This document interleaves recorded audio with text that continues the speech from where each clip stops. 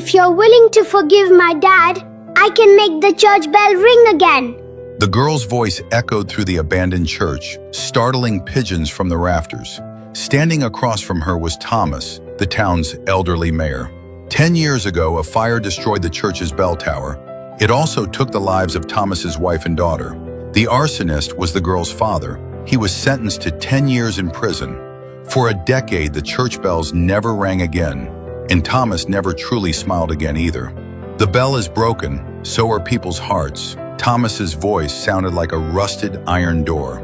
Your father committed a crime. He served 10 years. But what does that change? Some wounds never heal.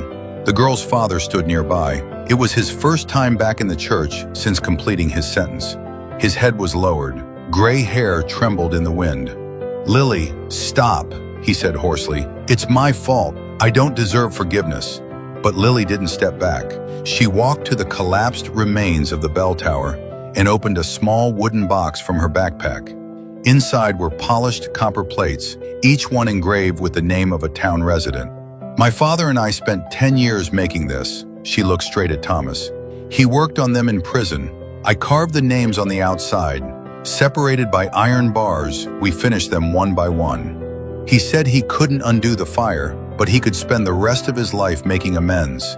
If the bell was destroyed, we'd build a new one, as long as someone was still willing to listen. Thomas stared at the copper plates. He remembered his wife and daughter, how they used to stand in the square listening to the bells. He remembered the fire, how this same man had run back inside to save him, and how, blinded by rage, Thomas had called him a monster anyway. "Why should I believe the daughter of an arsonist?" Thomas's voice shook, even as he took a step closer. Lily didn't answer. She walked to the remaining gears of the bell tower and gently turned a switch she had repaired herself. Click. The copper plates, now hanging like a new bell's tongue, began to sway. The wind passed through the broken dome, carrying the clear, gentle sound of copper striking copper. Just like 10 years ago, slowly the sound spread across the town. Thomas stood frozen. Tears fell silently. He remembered the words engraved on his wife and daughter's gravestone. "Love can overcome everything, even hatred." That day, the whole town heard it. For the first time in 10 years, the church bells rang again.